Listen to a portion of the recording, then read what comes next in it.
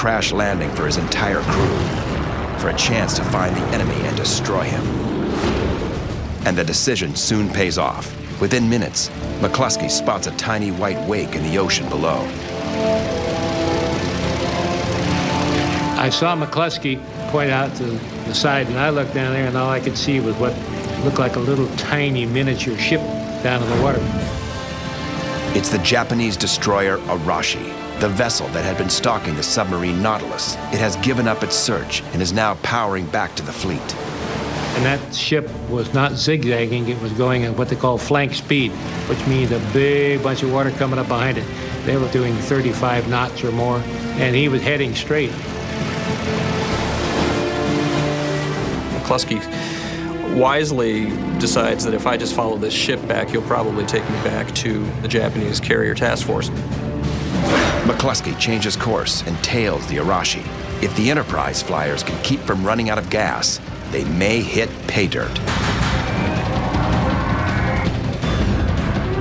The Arashi points directly at the target, but before McCluskey gets there, another attack begins. The Japanese carriers are hit by bombers. Pilot Harry Coral and rear seat gunner Lloyd Childers buzz in with 13 other TBDs to drop their payloads. But Japanese Zeros intercept them in an instant. Zeros have a top speed of 330 miles per hour, a rate of climb of 3,100 feet per minute, two 20-millimeter cannons in the wings. To make this agile predator even more lethal, there are two 7.7-millimeter machine guns in the engine cowling. There was a Zero coming head on. He came right in a real steep bank over us. So I wanted to get a burst in, but I pressed the trigger. Gun was still on safety, didn't fire. And so I corrected that situation very quickly because there were several other Zeros in the area. And the best description that I can think of what it looked like was a bunch of bees attacking us. Japanese Zero pilots are talented and disciplined flyers with years of experience. 21-year-old Lloyd Childers struggles to outgun some of the most skilled aerial warriors the world has ever seen. And being a rear seat gunner isn't easy. It's really difficult to figure out where to move the target. A gunner aims his weapon visually, using dead reckoning, without the aid of electronics. So he must lead the target, aim in front of it, like a hunter shooting a bird. The gunners and bombers for the third time today, torpedo planes begin to fall from the sky.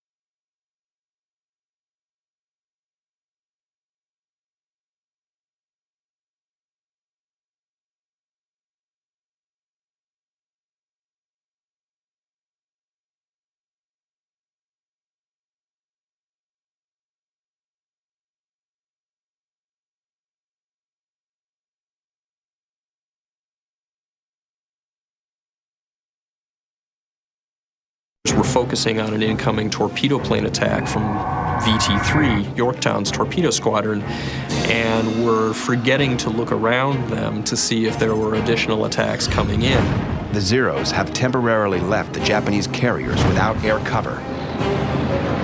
And at just that point, Wade McCluskey and his Enterprise dive bombers appear on the horizon, like the cavalry riding to the attack. McCluskey has followed the Japanese destroyer Arashi directly to the big prize, the Japanese carrier fleet. This is the moment bomber pilot Dusty Cleese recognizes his target, the Kaga.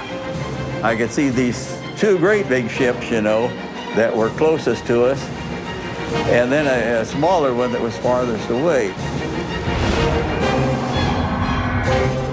The two ones closest had to be the Akagi and the Kaga. Lieutenant Commander McCluskey immediately orders an attack, giving instructions for the air group to split in two, with one squadron attacking the Kaga and the other attacking the Akagi. When they sticked forward and nosed over and they looked down on the Japanese fleet, it had to have been an incredible feeling.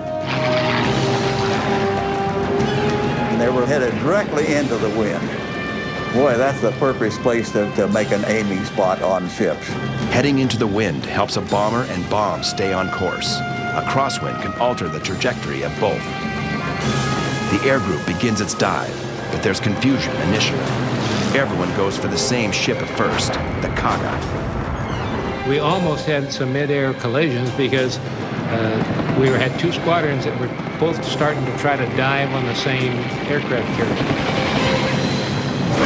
Fortunately, one of the squadron commanders, Dick Best, alertly recognizes the error and breaks off with two other planes to attack the Akagi. At the same time, back with the main bomber group diving on the Kaga, confusion has caused the pilot of Donald Hoff's plane, James Dexter, to dive his bomber at a much steeper angle than he'd intended.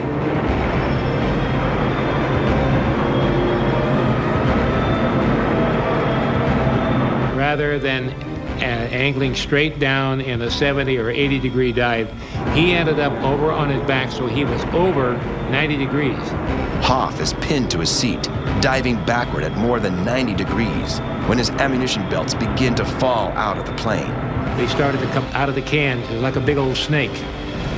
And I couldn't do anything with the guns to hang on to them because you don't want to have a 1,000-round ammunition belt hanging out the back of the plane as you're diving. This could be a disaster.